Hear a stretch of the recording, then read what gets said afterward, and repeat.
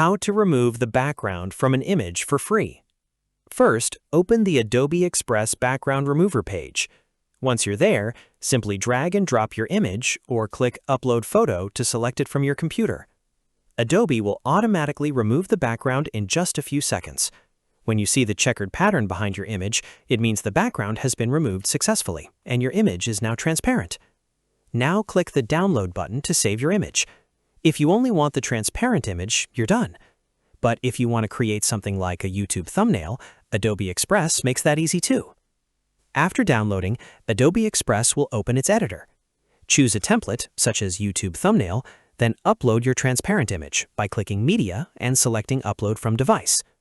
Now you can resize your image, move it anywhere on the canvas, delete any unwanted elements, and customize the design however you like. Once you're happy with your design, click Download. Sign in with a free Adobe account if prompted, and save your final image.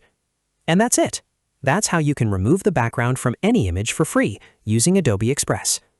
If you found this tutorial helpful, don't forget to like this video, subscribe to the channel, and hit the bell icon. Thanks for watching.